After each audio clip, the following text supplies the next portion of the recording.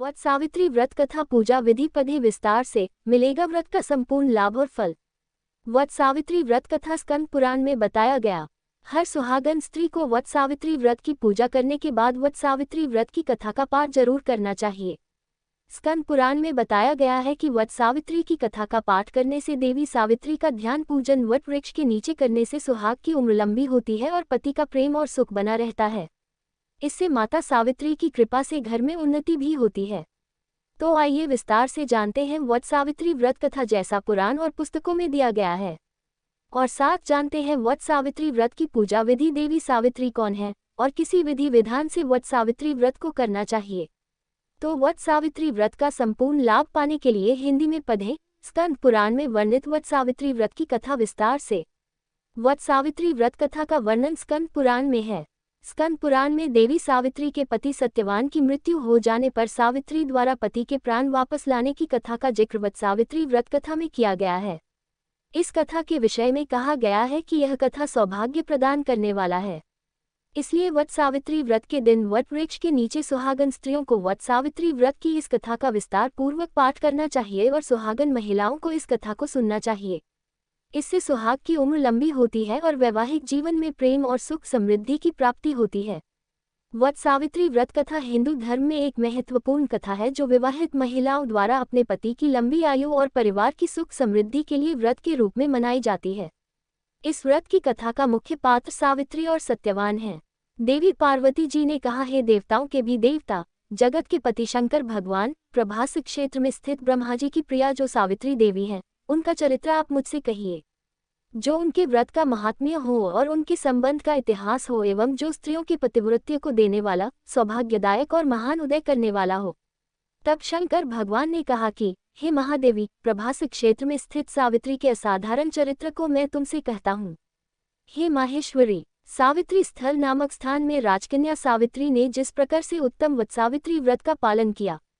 मध्य देश में एक धर्मात्मा राजा रहता था जो सभी प्राणियों के हित में तत्पर रहता था। उसका नाम अश्वपति था। धर्मात्मा, क्षमाशील, सत्यवादी होने पर भी राजा संतानरहित था। एक समय वह राजा प्रभास क्षेत्र में यात्रा करते हुए पहुंचा और सावित्री स्थल पर आ गया। वहां पर राजा ने अपनी रानी के साथ इस व्रत को किया जो सावित्री व्रत नाम से प्रसिद्ध सभी प्रकार की कामनाओं को पूर्ण करने वाला है।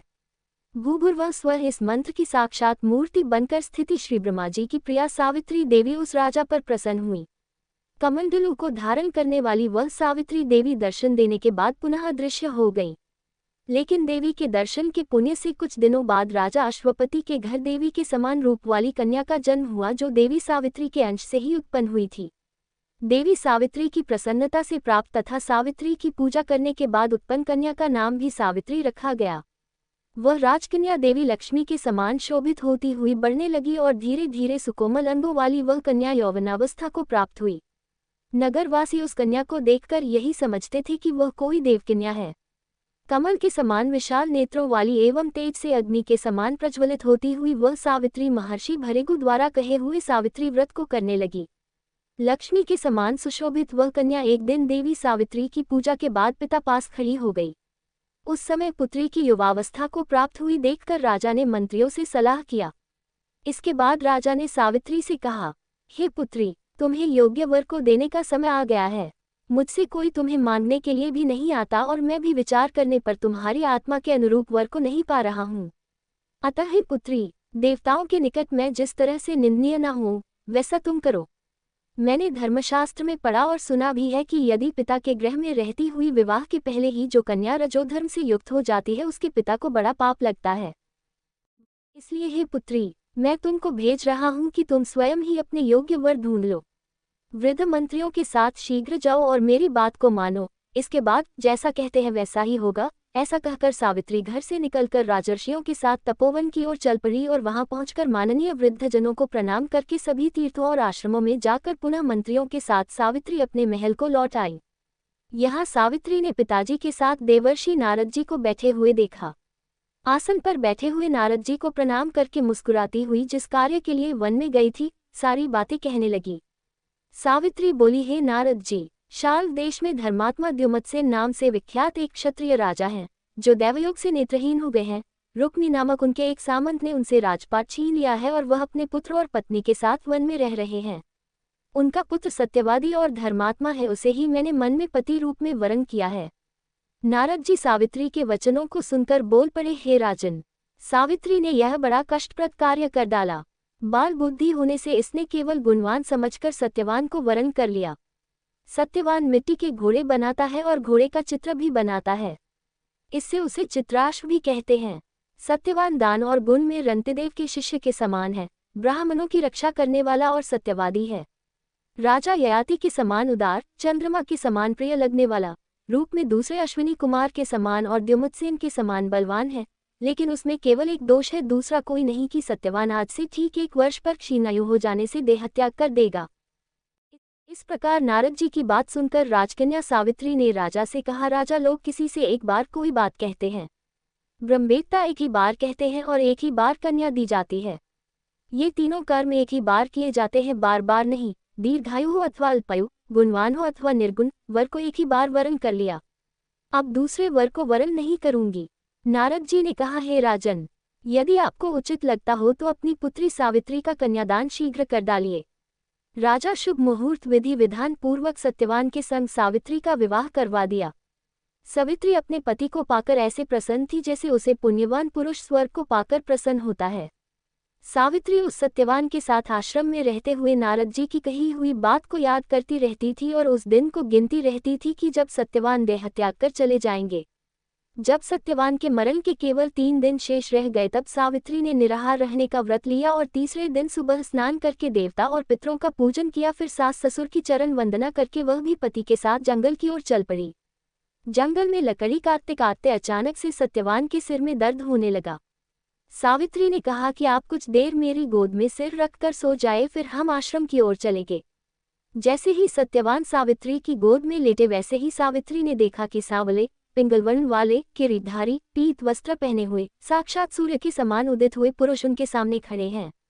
सावित्री ने उन्हें प्रणाम किया और उनसे पूछा कि आप कौन हैं। इस पर यमराज ने कहा कि मैं सब प्राणियों के लिए भयंकर और कर्मानुसार उनका उचित दंड देने वाला यम हूँ। सो हे पतिव्रता सावित्री, समीप में पड़े हुए तुम्हारे पति की आयु समाप्त हो गई है, इसे यमदूत पकड़कर नहीं ले जा सकेंगे, इसलिए मैं स्वयं आया हूँ। ऐसा कहकर फांस के लिए हुए यमराज ने सत्यवान के शरीर से अंगुष्ठ मात्र शरीर वाले जीवात्मा को बलपूर्वक निकाल लिया। इसके बाद यमपुरी की ओर चलना शुरू किया। सावित्री भी यम के पीछे पीछे चलने लगी। यमराज ने सावित्री से कहा कि कोई भी जीव बिना आयु समाप्त हुए यममार्ग से नहीं जा सकता। सावित्री ने यमराज से कहा कि आप जैसे सज्जन पुरुष के साथ मैं चल रही हूँ, मेरे पति आपके साथ हैं तो मुझे आपके साथ चलने में कोई शर्म और ग्लानि नहीं हो रही है। दूसरी बात, स्त्रियों के लिए इस पृथ्वी लोक में पति को छोड़कर कोई अन्य स्थान नहीं है, इसलिए मैं आपका अनुगमन कर रही हूँ। सावित्री की मधुर बातें सुनकर यम ने कहा कि मैं तुम्हारी बातों से प्रसन्न हूँ, इसलिए जो इच्छा हो वर मांग लो। सावित्री ने तब यमराज से अपना खोया हुआ राज्य, सास ससुर की आंखों की रोशनी और 100 पुत्रों का वरदान मांग लिया। अपने वरदान में जाल में फंसकर यमराज ने सत्यवान की आत्मा को मुक्त कर दिया और सावित्री को लौटा दिया। सावित्री पति के साथ अपने आश्रम लौट आई। सावित्री ने सावित्री देवी का व्रत किया, जिसके प्रभाव से सास ससुर की आंखों की रोशनी लौट आई। इनका राज्य भी मिल गया और 100 पुत्र हुए। वट सावित्री पूजा विधि। शिवजी ने देवी पार्वती से कहा है कि सावित्री व्रत के दिन प्रातः स्नान करके सास ससुर का आशीर्वाद लेना चाहिए। वट वृक्ष की समीप बैठकर पंचदेवता और विष्णु भगवान का आह्वान करें। 3 कुश और तिल लेकर ब्रह्माजी और देवी सावित्री का आह्वान करें। ओम नमो ब्रह्मणा सह सावित्री यहागच्छेतिष्ठ सुप्रतिष्ठिता भव। इसके बाद जल, अक्षत, सिंदूर, तिल, फूल, माला, नैवेद्य, पान अर्पित करें। एक आम या अन्य फल लेकर उसके ऊपर से वट पर जल अर्पित करें। यह आम पति को प्रसाद रूप में खिलाना चाहिए।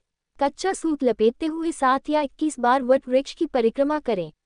वैसे 108 बार वट वृक्ष की परिक्रमा को सर्वोत्तम माना गया है।